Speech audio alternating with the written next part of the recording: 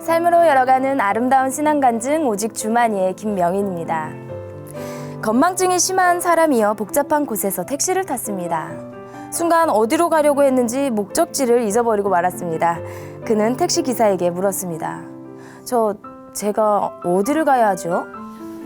그러자 택시 기사가 고개를 돌려서 이렇게 말했습니다. 아니, 언제 타셨어요? 네, 택시 기사도 건망증이 심한 사람이었던 거죠. 네, 그런데 신앙을 갖고 살아가는 사람들 중에서도요, 이렇게 건망증 환자들이 있습니다. 소중하게 간직하고 있어야 할 이 복음과 그리고 내 삶의 주인이 누구신지를 자꾸 잊어버리는 사람들인데요.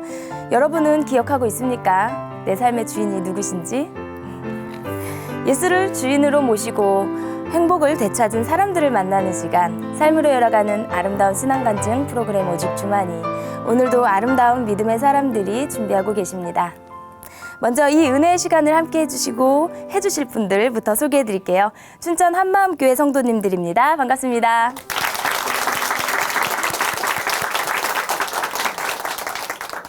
네, 오늘 첫 번째 출연자 만나보겠습니다. 이분은요, 어려서부터 세상이 나 중심으로 운행한다고 생각했던 분입니다.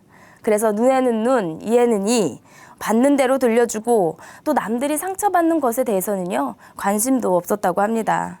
그랬던 이분에게요, 매일 핍박받고 괴롭힘 당하던 동생에게서 복음을 듣게 되었는데요. 그 복음이 이분을 어떻게 변화시켰는지 한번 들어보겠습니다. 춘천 한마음교회 주영광 자매님 박수로 모실게요.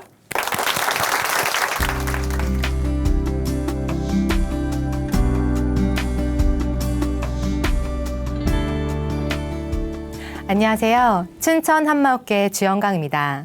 저를 한마디로 표현하자면 왕싸가지였어요. 저는 가족이든 직장 상사든 상관이 없이 주위 사람들에게 제멋대로 막 대는데요.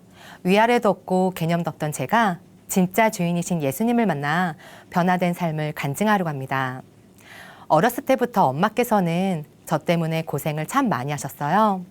제가 너무 애들을 때리고 다니니까 엄마는 늘 주변 사람들한테 사과하시기 바쁘셨어요.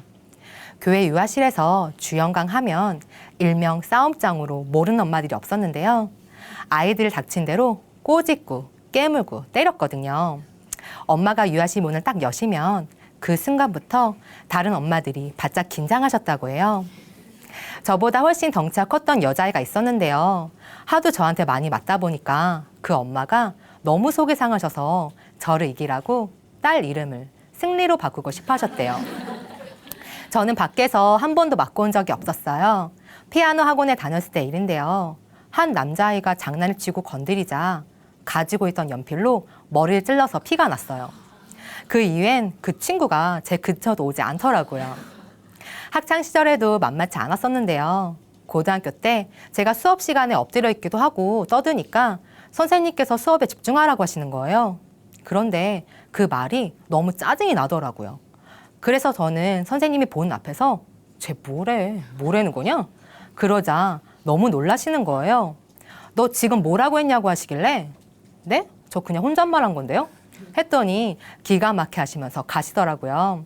저는 그때 친구들과 하이파이브를 하며 고소했어요.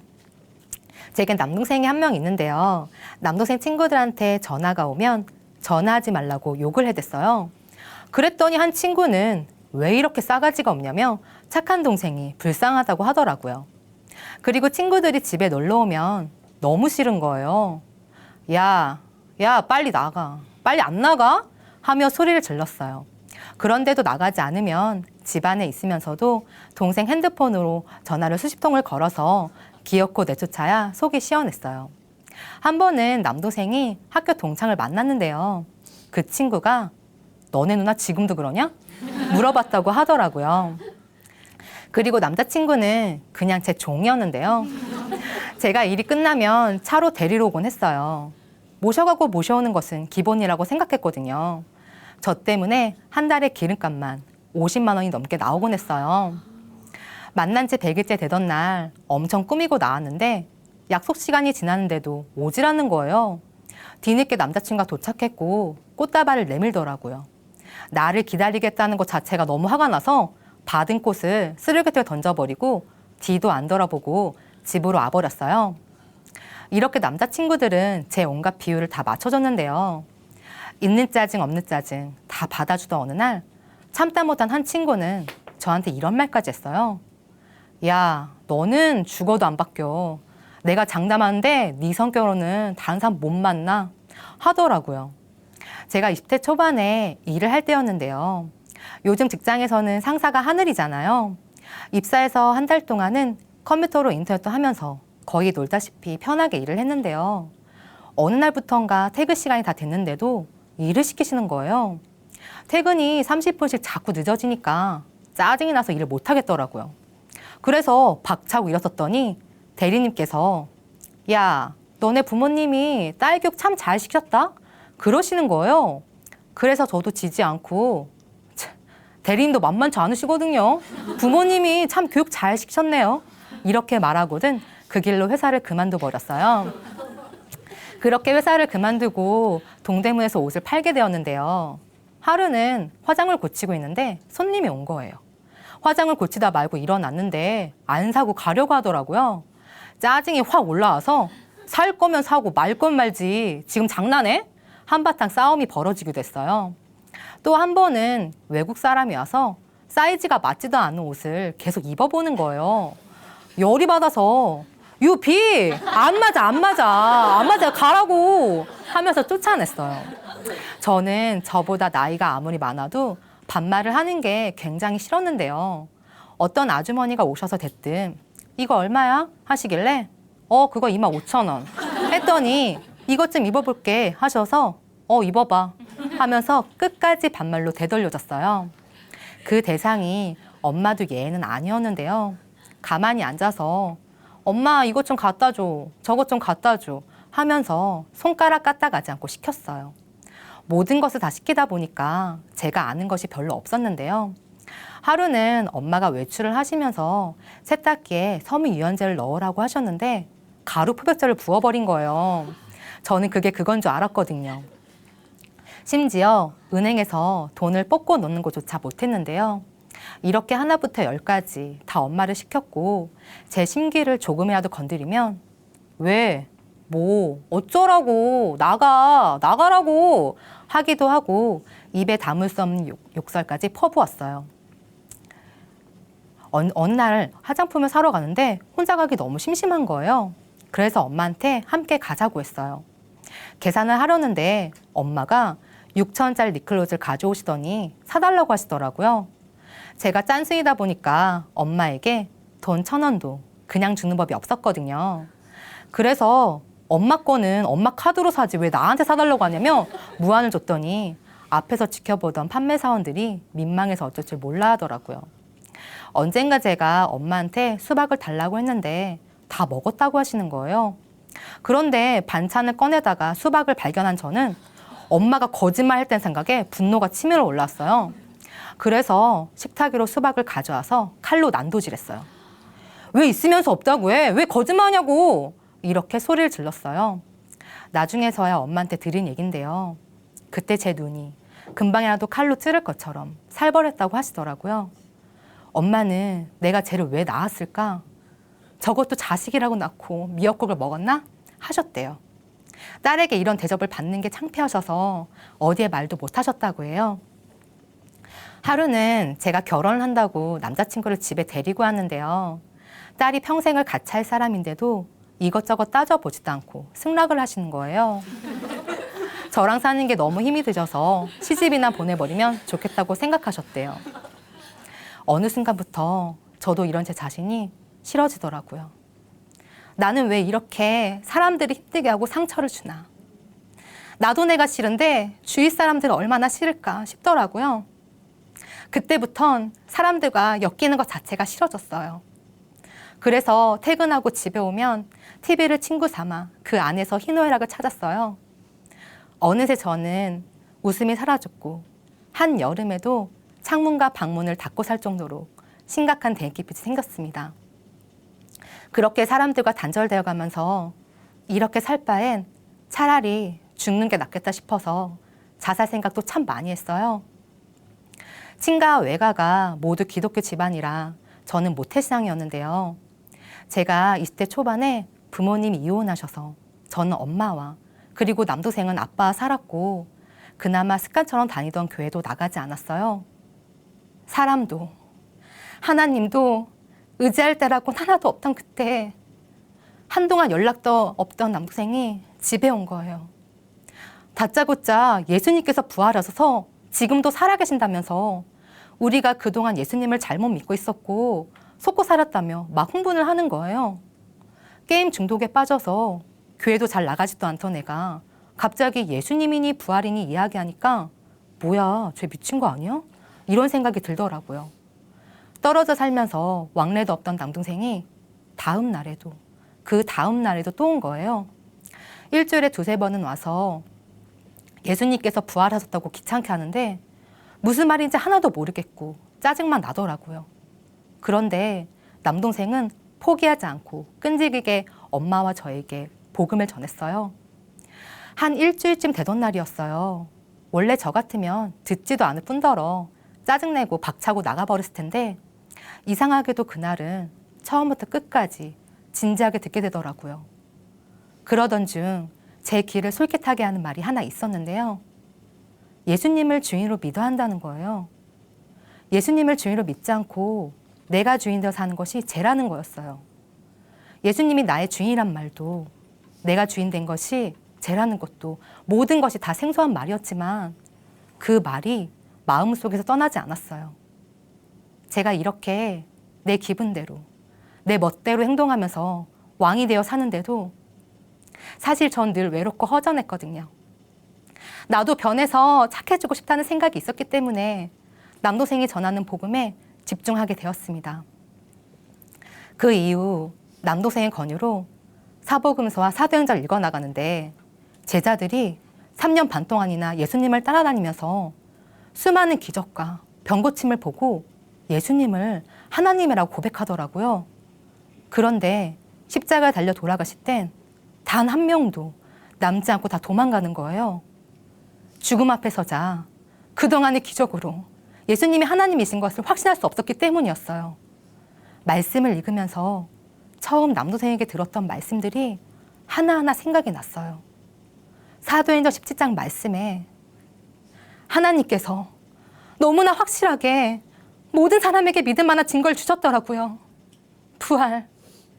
예수님께서 성경의 예언대로 죽으시고 성경의 예언대로 3일 만에 살아나신 역사적인 사건. 부활이구나. 부활로 예수님이 누구신지 알 수 있는 거구나. 십자가 앞에서 다 도망갔던 제자들도 예수님이 부활하신 후에야 예수님과 성경의 모든 말씀을 믿었던 것이 보였어요. 그제서야 처음 남동생에게 복음을 들을 때 마음속에서 떠나지 않았던 예수님이 나의 주인이시란 말이 무슨 말인지 알게 되었어요. 저는 그동안 교회를 다니면서도 내 인생에 내가 주인 되어 사는 것이 한 번도 이상하다고 생각해 본 적이 없었어요. 너무 당연하다고 생각했거든요. 그런데 지옥으로 갈 수밖에 없었던 나를 위해서, 마귀보다 더 악랄한 나를 위해서 하나님께서는 아들을 주셨더라고요. 이런 죄인을 너무나 사랑하셔서 예수님을 죽이시고 다시 살리신 거였어요. 부활로 예수님이 주인 되셨는데 지금까지 그분을 믿지 않으니 내 마음속은 온통 나 하나로만 가득 차 있었더라고요. 그러니 다른 사람의 마음이 어떠하건 상관이 없었어요. 그때 처음 알게 되었습니다. 예수님을 믿지 않고 내가 주인 되어 살았기 때문에 직장 상사나 가족들 그리고 주위 사람들에게 함부로 대했던 거구나. 하나님 앞에 눈물로 회개할 수밖에 없었어요. 그리고 내가 왕되어 차지하고 있던 자리를 예수님께 내어드렸습니다. 예수님을 주인으로 믿고 난 후 새 직장을 얻게 되었고 제 삶은 많이 달라졌어요. 저는 지금 상가에 입점돼 있는 임대인들이나 임차인들을 관리하는 일을 하고 있는데요. 그러다 보니까 민원들이 엄청 들어와요. 어느 날은 입점자분과 통화를 하는데 화가 많이 나신 것 같더라고요. 그러면서 저에게 아가씨는 거기서 하는 일이 뭐야? 그렇게 일하면서 월급 받아먹나? 하시더라고요. 예전 같으면 욕을 해줬을 텐데 죄송하다고 뭐가 많이 불편하셨냐고 하니까 불같이 화내시며 전화하셨던 분이 미안하시면서 아니에요, 수고하세요 하시더라고요. 입점자분들이 담당자를 찾으시면서 불만을 말씀하시면 저는 중간에서 어떻게든 제 선에서 먼저 해결하려고 했는데요. 그러다 보니까 욕을 먹기 있었지만 직원분들을 위해 기쁘게 해나갔어요. 그러자 이 자리가 쉬운 자리가 아닌데 영광식 덕분에 우리가 편하게 일할 수 있다고 칭찬을 해주시더라고요.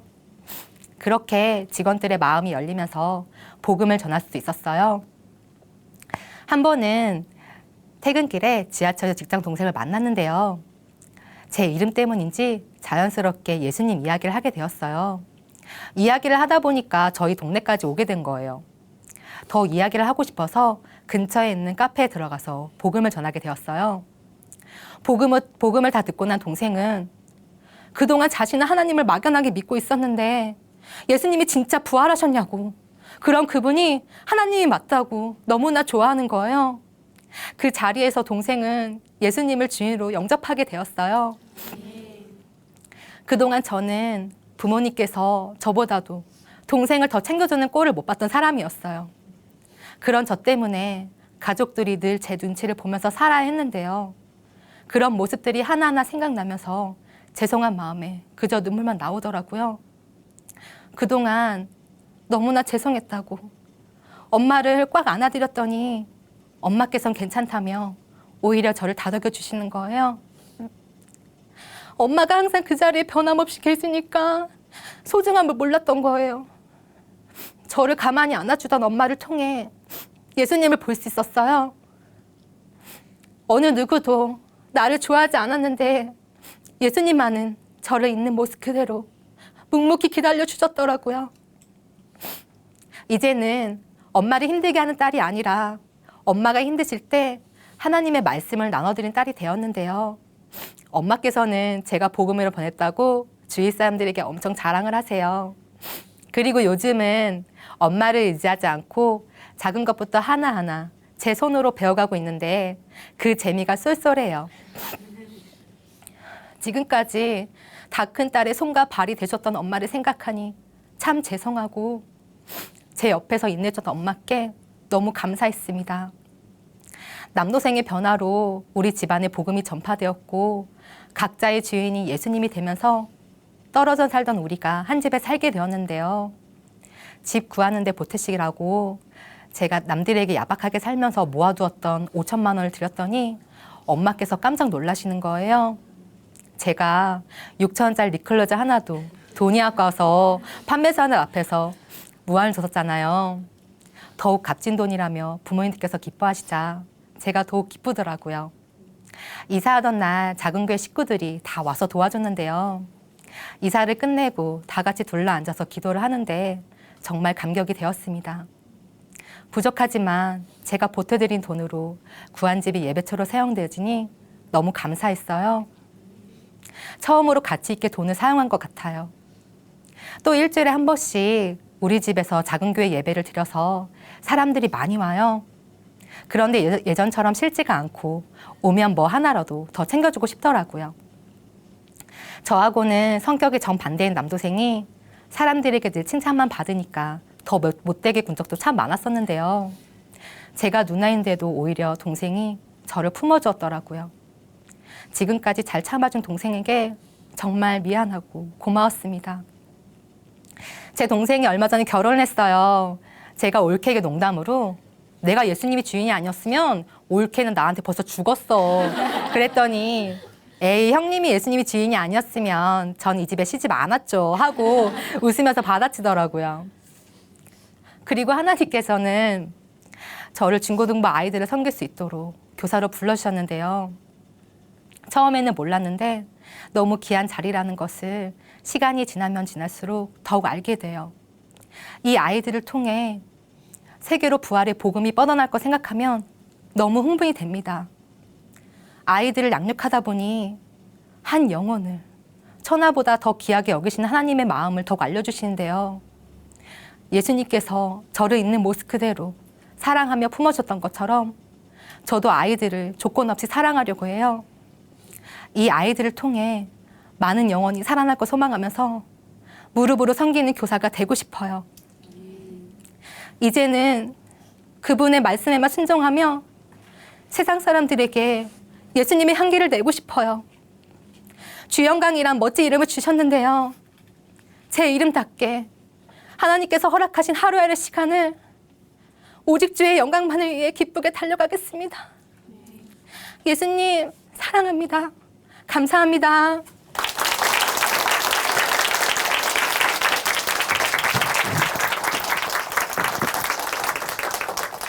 네, 주영강 자매님 간증 감사합니다.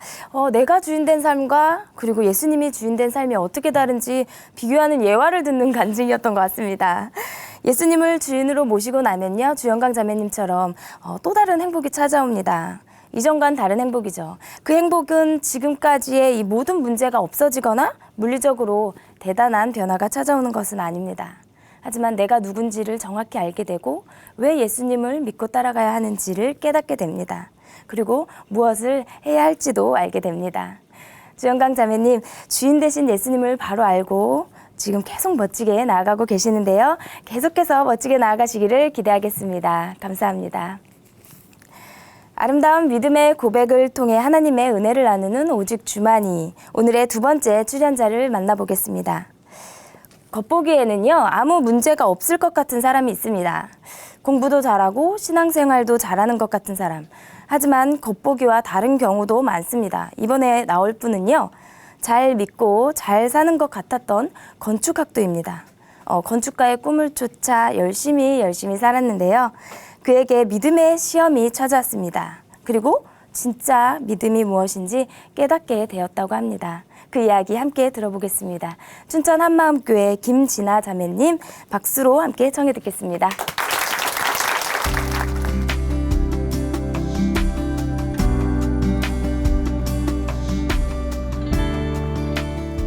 안녕하세요. 저는 춘천 한마음교회 김진아입니다. 저는 세계적인 건축가를 꿈꾸는 건축학도였는데요. 부활하신 예수님을 만나 주를 위해 건축을 하게 되고 한 번뿐인 인생 무엇을 하든지 하나님의 영광을 위하여 살게 된 기쁨을 전하고 싶습니다. 전 어려서부터 좀 애늙은이 같았어요. 부모님께서 자주 다투시면서 가정은 늘 불안했고 기댈 곳이 어디에도 없었거든요. 어려서부터 교회에 다녔고 힘든 순간에도 믿음을 잃지 않는 엄마를 보고 자라서인지 하나님의 존재는 제게도 큰 자리를 차지했어요. 엄마는 제가 어릴 때부터 많은 신앙 서적들을 주셨는데요. 그 책 제목들은 하나같이 주를 위해 공부하고 주를 위해 산다는 거예요. 근데 저는 어떻게 한 번밖에 주어지지 않은 인생을 하나님을 위해 산다고 할까? 그게 늘 의문이었거든요. 저도 정말 할 수만 있다면 하나님께 영광을 돌리는 삶을 살아보고 싶다 생각했지만 아무리 생각해도 주를 위해 산다는 건 아무것도 없는 저에게 유일한 꿈마저 잃게 될까 봐 두려운 일이었어요. 그렇지만 하나님께서 저와 늘 함께 계시다는 건 정말 큰 힘이었거든요. 제가 성공하면 하나님 은혜를 꼭 자랑할게요. 그렇게 기도하곤 했어요. 저는 한 번뿐인 인생 의미 있게 살고 싶었어요. 하나님께서 제게 주신 장점이 있다면 하고자 하는 일에 대한 독한 집중력과 열정이에요. 근데 고등학교 때까지는 정말 하고 싶은 것이 무엇인지, 평생 무엇을 위해 살아야 할지 모르겠더라고요. 확실한 목적도 없이 남들이 간다는 이유로 무조건 대학에 가고 싶진 않았거든요. 그러다가 한 TV 프로그램에서 저처럼 마음이 공고하고 어려운 사람들에게 새로운 집을 선물해 주는 것을 보게 되었는데요. 집을 설계해 준 건축가도 그 집에 들어가 사는 가족도 행복해하는 모습을 보면서 건축가가 되면 즐겁게 일하면서 나도 다른 사람들도 행복하게 살 수 있겠다는 생각이 들었어요. 저는 대학에 가서 건축을 공부하게 되었어요. 처음 과제가 우리 집을 설계하는 것이었는데요. 그 안에서 행복해하는 사람들을 생각하며 시간 가는 줄도 모르겠어요. 그 프로젝트로 처음부터 교수님들 눈에 띄게 되었고요. 뭔가에 집중하면 먹고 마시고 자는 것보다 그 일이 최우선이 되는 제 성향에 건축이 딱 맞았어요. 건축학과는 5년제가 되면서 6학점이나 되는 설계 수업 중심으로 돌아가는데요. 매주 2번 7시간 동안 진행돼요. 건축학과 학생들에게 나머지 5일은 그 수업을 준비하는 삶의 반복이에요. 수업 전날만 밤을 새도 일주일에 이틀 이상은 밤을 새는 게 일상이고요. 그리고 학기마다 여러 차례 오픈 크리틱이 있는데요. 외부 인사를 초청하여 많은 교수님과 학생들 앞에서 발표와 공개 평가를 하는 자리예요. 그때마다 그야말로 전쟁이에요. 지독한 본드와 스프레이 냄새가 진동하는 설계실에서 2, 3일 연장 밤을 새곤 하는데요. 너무 죽겠으면 잔다는 게 5분, 10분이에요. 그 상태에서도 계속 생각을 정리해야 돼요. 자신이 계획한 건축물을 논리적으로 글, 다이어그램, 도면과 모형으로 만들고 발표를 준비해야 하거든요. 정말 육체와 정신적 한계를 동시에 경험하게 되는데요. 제가 다니던 학교는 한 학기에 4번 정도 이런 마감이 있었어요. 저는 학교에서 제가 제일 존경하는 건축가 교수님을 만나게 되었고요. 오픈 크리틱 시간에 여러 교수님들과 외부 인사들을 통해 극찬을 받게 되어 많은 사람들에게 주목을 받게 되었어요. 제 목표는 건축계의 노벨상이라 불리는 프리츠커 상이었는데요. 우리나라에서 아직 한 명도 수상하지 못한 상이지만 본질을 놓치지 않고 즐겁게 일하다 보면 탈 수 있다고 생각했어요. 그렇게 바쁘게 지내던 중 외할아버지께서 갑자기 돌아가셨어요. 과제가 많아서 생신날 모임에도 참석하지 못했는데 너무 허망한 마음으로 장례식장에 가게 되었어요. 근데 감정을 추스릴 여유도 없이 중간 마감 직전이라는 상황은 큰 압박이었어요. 빈소를 지키며 과제를 해야 했고 상을 치르고 쉬지 못한 채 학교로 가야 했거든요. 마감 후 교수님께서 오셔서 칭찬해 주셨는데 마음이 복잡했어요. 체력까지 바닥을 치게 되면서 밤을 새다 대학병 응급실까지 가게 되었는데요. 집에 연락도 하지 못하고 낯선 응급실 침대에서 링겔을 맞고 누워있는데 이게 뭐 하는 건가 싶더라고요. 이런 일들을 겪으며 제가 좋아하는 일이 힘들어져 가는 것이 사실 가장 무섭고 두려웠어요.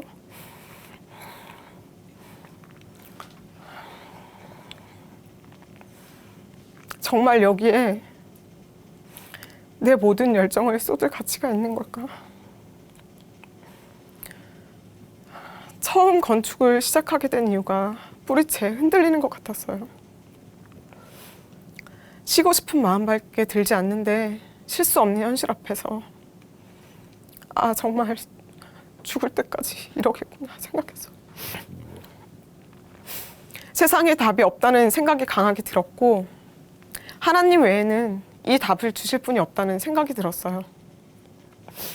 그렇게 방학이 되었는데 엄마가 교회 수련회 가보지 않겠냐고 하시더라고요. 절박한 심정으로 다 제쳐놓고 따라가게 되었어요. 예배 후 한 친구에게 구원의 확신에 대한 질문을 받게 되었는데요.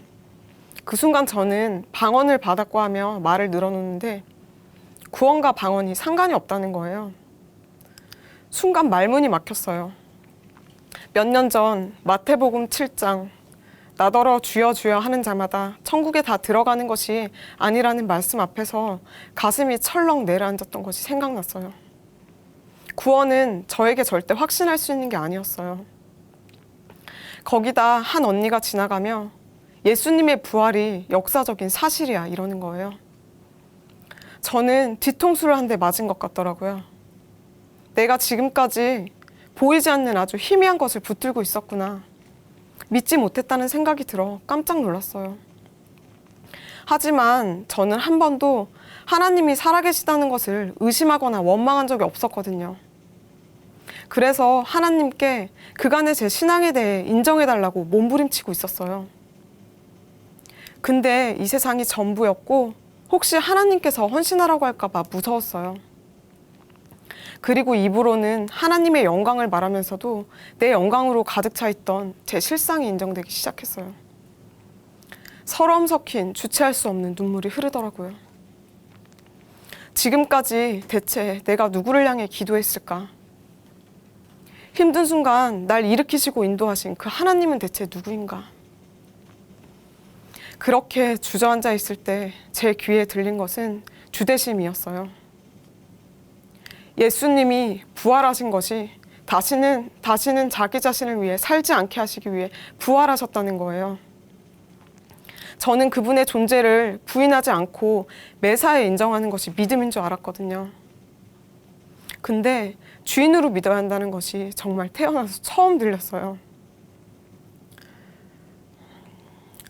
그 순간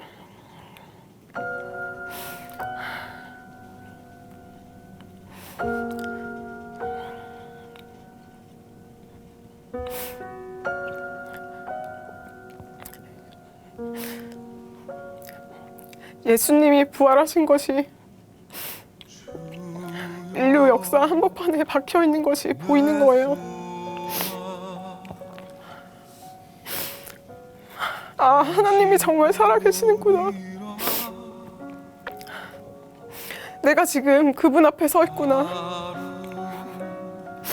모든 변명이 사라지고 그냥 무릎이 꿇어졌어요. 마태복음 7장 말씀이 한순간 풀렸어요.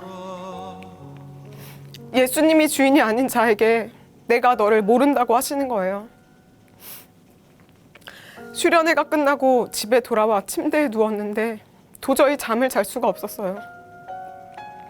내 마음대로 살아왔던 긴 터널 같은 인생이 보이더라고요. 힘들 때마다 이 침대에서 울며 기도하던 모든 기도를 들으셨구나. 그 하나님을 만났다는 감격은 주체하기 어려웠어요. 내가 내 마음의 주인이 되어 내 멋대로 살던 그 순간에도 끊임없이 제 마음을 두드리시며 기다리셨던 분은 한 인격의 하나님이셨어요. 마음이 무너져 내렸어요. 그분 앞에 서니 제가 주인 되었던 것을 다 토해내고 싶었어요. 하나님 잘못했어요. 하나님께서 주신 것을 내 것이라 하며 감히 하나님께서 영광 받으실 자리에 제가 앉아 저의 영광을 취하며 살았습니다. 철저히 온 마음으로 회개하게 되었어요. 다음 날 눈을 떴는데 세상에서 한 번도 경험하지 못한 평강과 기쁨이 임했어요. 길을 걷는데 그냥 눈물이 쏟아지는 거예요. 하나님이 살아계시고 지금 저와 함께 하신다는 것이 확실하니 모든 염려가 떠나고 참 휴식을 취하게 되었어요. 아무리 생각해도 예수님이 부활하셨다는 것은 날마다 더욱 놀라운 거예요. 예수님이 부활하셨어. 예수님이 부활하셨어. 저는 그때부터 만나는 모든 사람들에게 복음을 전했는데요. 불교 신자였던 중학교 친구가 예수님을 주인으로 믿게 되는 정말 놀라운 일이 벌어졌어요. 그렇게 방학이 끝나고 그 해에는 건축학과 40주년으로 대대적인 행사가 있었는데요. 제가 과대표 우수학생으로 뽑혀서 기념식에서 장학금을 받게 된 거예요. 하나님께서는 먼저 그의 나라와 그의 의를 구하면 모든 것을 더하시겠다는 말씀을 먼저 체험하게 해주셨어요. 바쁜 학과 생활에도 춘천으로 오가며 상상하지 못했던 생활이 시작되었는데요. 예배 드리고 간증 쓰고 복음 전하는 일에 거의 모든 시간을 썼어요. 성적이 엄청 떨어졌지만 그런 것이 큰 문제가 되지 않았어요. 그런데 어느 날 예배 시간에 목사님께서 칠판에 동그라미를 그리시고는 가운데 나라고 적으셨어요. 그 동그라미를 중심으로 물질, 시간, 인간관계, 직업, 재능, 가족 등이 뻗어나가는데요. 모든 가지들을 지워 나가시며 이렇게 힘들게 하나씩 끊어도 가운데는 여전히 내가 주인이라고 하셨어요. 주대심은 이런 게 아니라 다른 건 그대로 두고 가운데 동그라미에 나를 지우고 주로 바꾸는 것이다 하셨어요. 정말 놀라웠어요. 마음 중심이 나에서 주로 바뀌는 순간 모든 것이 주의 것으로 바뀌어지는 것. 먹든지 마시든지 무엇을 하든지 주의 영광을 위해 할 수 있는 것이 이런 것이구나. 학생으로서 하나님께서 주신 그 자리에서 충성하지 못하고 나태했던 저의 모습이 하나님의 영광을 가리고 있었다는 것을 알게 되었어요. 건축은 하나님께로 가는 걸림돌 같았고 힘들어서 그만두고 싶었거든요. 저는 하나님께 다시 물었어요.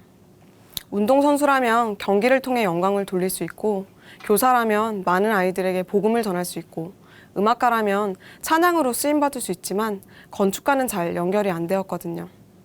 단지 사람을 만나는 통로라면 어떤 직업이라도 상관없지 않나요? 그런데 하나님께서는 그때 로마서 1장 말씀을 생각나게 해주셨어요. 만물을 통해 하나님의 신성을 볼 수 있다는 말씀을 묵상하는데, 건축을 통해 하나님이 만드신 자연을 더 놀랍게 경험할 수 있고 창조주를 생각할 수 있는 통로가 될 수 있겠구나. 건축은 하나님이 만드신 것을 잘 관찰하면 되는 것이구나. 하나님이 만드신 그대로에 가장 가깝게 살 수 있게 해주는 것이 건강한 건축이구나 알게 되었어요. 영적으로도 우리가 하나님께 가깝게 있지 않으면 병이 들듯이 육도 동일한 것이라는 생각을 하게 하셨어요. 얼마 후에 학교에서 자신의 회사 설립과 경영에 대한 발표가 있었는데요. 저의 건축관을 하나님께서 알려주신 그대로 설명했고 그 발표에서 제가 1등을 하게 되었어요. 그렇게 있는 시간 안에서 최선을 다하며 기쁘게 주를 위해 공부하게 되었는데요. 하나님께서 도우시면 감당할 수 있을 거라 생각했고 마지막 크리틱을 앞두고 기도했어요. 하나님, 이번 학기 정말 주를 위해 공부했어요. 하나님 앞에 서니 사람의 인정보다 하나님께서 나를 어떻게 보시는지가 가장 중요하더라고요. 나를 위해 하던 공부는 불안하고 허무했지만 주를 위해 하는 공부는 결과와 상관없이 그 마음을 받으신다는 것이 너무 기뻐서 눈물이 날 것 같더라고요. 제가 마지막 발표자였는데요. 발표를 정말 못했다고 생각하고 조용히 평가를 기다리고 있었어요. 근데 교수님께서는 왜 그렇게 자신 없이 발표하냐며 나무라셨어요. 그리고 네가 나보다 잘해서 짜증이 난다고 하시며 무조건 A+를 주겠다고 말씀하셨어요. 그날 교수님께서는 제게 근대 건축의 거장 루이스 칸은 20대에 이미 그를 가르칠 스승이 없었다고 말씀하셨고요. 외부에서 오신 건축가께서는 모든 부분을 칭찬하시며 정말 놀랍다고 하셨어요. 모든 것이 당황스러웠는데요. 저는 그 말을 들을 때 이전처럼 더 이상 부담감이나 교만함이 생기지 않았어요. 하나님께서 함께 하신 것이 정말 감사하고 영광 받으실 분은 하나님이심을 전심으로 인정하게 되었거든요. 그 학기에 교내와 교회 장학금으로 700만 원 이상의 장학금을 받게 되었고요. 그 다음에 그 교수님께서는 매주 수업 때마다 저에 대해 칭찬을 하셨대요. 그래서 많은 후배들이 저에게 찾아왔는데요. 그때 부활하신 예수님을 만난 기쁨을 마음껏 전할 수 있었어요. 그렇게 졸업반이 되었고 졸업작품을 열심히 준비하고 있었는데요. 건축학과에서 졸업작품은 5년의 결실이고 졸업 전시회는 동문들과 전체 교수님들, 주변 사람들을 초청하는 자리이기 때문에 건축가가 될 친구들에게는 특별한 의미가 있어요. 근데 기말고사와 설계 마감 2주 전에 사고로 무릎을 크게 다치면서 당장 수술해야 할 상황이 벌어진 거예요. 순간 까마득해졌지만 금방 나아질 거라 생각하며 마음을 추스렸어요. 수술 후 누구보다 열심히 재활을 했는데요. 엄살이 심하던 병실 친구들은 아무렇지 않게 재활하고 걷기 시작하는데 저는 고통이 너무 심해서 재활 때마다 병원이 떠나갈 정도로 울었어요. 한 달 후 의사 선생님께서는 운이 안 좋았다고 생각하시며 재수술을 해야 한다는 거예요. 다시 수술대에 누우니 서럽고 두려운 마음이 들더라고요. 근데 그 순간 부활밖에 생각이 안 났어요. 예수님께서 나와 함께 하시지. 흔들리지 않는 증거가 있다는 것이 정말 감사했어요. 수술 후 잠시라도 쉬면 굳어버리는 무릎 때문에 자면서까지 24시간 기계로 재활을 해야 했는데요. 병원 침대에 누워 진이 빠진 상태로 제가 제일 좋아하는 우리 교회 목사님의 외부 집회 영상을 하루에도 수십 번씩 봤어요. 전능자가 이 땅에 왔다 가셨다면 온 인류에게 확실한 증거를 주고 가신 걸 믿습니까? 하나님이 나를 위해 죽으셨구나. 그런 분이 내 안에 주인으로 오셨는데 집어 던져도 중심의 이분만 놓치지 않으면 오뚜기처럼 일어날 것을 믿습니까? 이 말씀에 그대로 아멘했어요. 재활의 고통 속에서 그 영상을 보며 예수님과 믿음의 선진들의 사랑이 어떤 것인지 생각해보게 되었어요. 도대체 얼마나 사랑하면 그 고통 속에 스스로 뛰어들 수 있는 것인지 마음이 뜨거워졌어요. 상황은 힘들어서 갔지만 오히려 점점 기쁨이 넘쳤어요. 그리고 체력이 바닥났을 때 모든 것을 하나님이 허락하셨고 감당할 수 있다는 말씀을 주셨는데요. 주대심은 모든 상황을 잠식시켰어요. 그리고 공동체 중보기도의 힘으로 빠른 속도로 회복할 수 있었습니다. 그렇게 두세 달을 병원에서 보내고 나니 방학이 끝나고 졸업전시회가 열흘 앞으로 다가온 거예요. 저는 주변에서 취업이 중요한 게 아니다. 모든 것을 내려놓고 쉬라고 하실 줄 알았어요. 근데 교회 지체들이 졸업전시회도 취업도 너를 보며 할 수 없지만 예수님을 보며 할 수 있다고 하시는 거예요. 근데 그 말씀이 하나님의 말씀으로 들렸어요. 그렇게 하기 싫던 마음이 바뀌고 졸업작품을 시작할 수 있는 새 힘이 생기는 거예요. 다음 날부터 저는 병원에서 스터디 모형을 만들기 시작했어요. 하나님, 평생 하나님의 은혜만 기억할 수 있는 졸업작품이 되게 해주셔서 감사합니다. 기도하게 되었어요. 퇴원 후 학교에서 밤새 작업을 하니 다리가 엄청나게 부어서 보이는 상황은 정말 만만치 않았어요. 근데 그대로 엎드려 울며 기도했어요. 하나님, 이것이 저의 것이라면 지금 포기하고 싶지만 하나님의 것이기에 제가 제 마음대로 포기할 수가 없어요. 뭔가 마음이 너무 힘들지만 새 힘을 주세요. 그렇게 전시회 5일 전에 퇴원하여 기적적으로 오프닝 전에 모든 것을 마치게 되었어요. 언제 이렇게 했냐며 놀란 주변 친구들과 교수님의 표정은 지금도 생각나는데요. 가장 가까이서 저를 지켜보았던 학교 동생은 어려운 상황에서 끝까지 포기하지 않고 준비하는 언니를 보며 신앙의 힘이 하늘보다 높고 바다보다 깊다는 것을 보게 되었다고 쪽지를 남겨놓았더라고요. 그 후 그런 하나님의 도우심을 경험하고 나니 밀려있던 모든 것을 포기하지 않고 하나씩 해나갈 수 있었어요. 늦었지만 포트폴리오를 준비하며 한 달간 4개의 프로젝트를 전국 건축공모전에 출품했고요. 모두 수상을 하게 되었어요. 졸업작품은 교수님 추천으로 우리 학교 건축학과 대표로 전국 졸업전시회에도 출품하게 되었는데요. 거기서 건축 분야 대한민국 대표 6인으로 선정되어 전시회도 하게 되었어요. 원래 저라면 졸업전시회를 포기했을 거예요. 근데 하나님께서는 그분만 의뢰하게 하셨고 순종할 때 하나님이 하신다는 것을 보여주셨어요. 주대심의 능력은 세상이 감당치 못하는 것이었어요. 저는 예수님이 주인이 되면 모든 것을 버리는 것이라 생각했는데 하나님께서는 생명뿐만 아니라 풍성한 모든 것을 주고 싶어 하셨어요. 하나님께서는 그분의 영광을 위해 저를 창조하시고 그분께서 주신 모든 것으로 마음껏 영광 돌리는 것을 정말 기뻐하시는 분이셨습니다. 저는 지금 직장에서 여전히 야근하고 밤샘이 많지만 주를 위해 일하고 있고요. 회사 안에서도 만나는 사람들에게 계속 복음을 전하고 있어요. 저는 이제 먹든지 마시든지 무엇을 하든지 주의 영광을 위해 사는 자입니다. 제 삶의 주인이시며 지금 살아계신 예수님께 이 모든 영광 돌려드립니다. 감사합니다.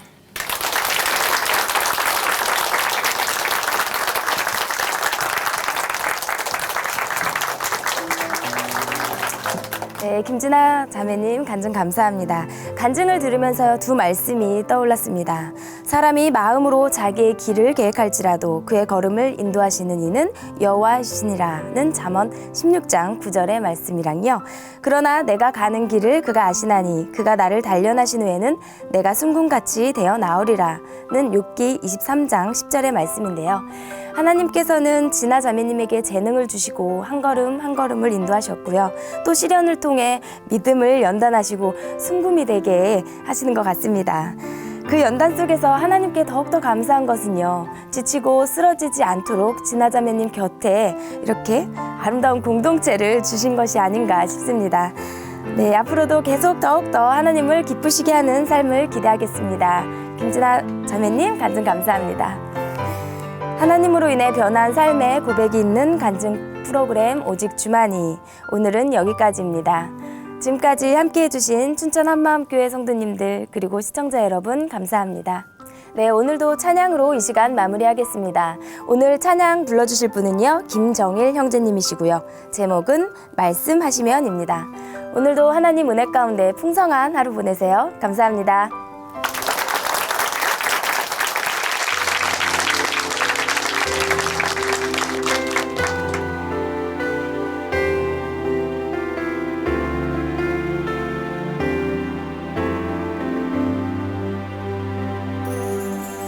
주님 말씀하시면 내가 나가리다. 주님 뜻이 아니면 내가 멈춰서리다. 나의 가고 서는 것 주님 뜻에 있으니 오 주님 나를 이끄소서. 주님 말씀하시면 내가 나가리다. 주님 뜻이 아니면 내가 멈춰서리다. 나의 가고 서는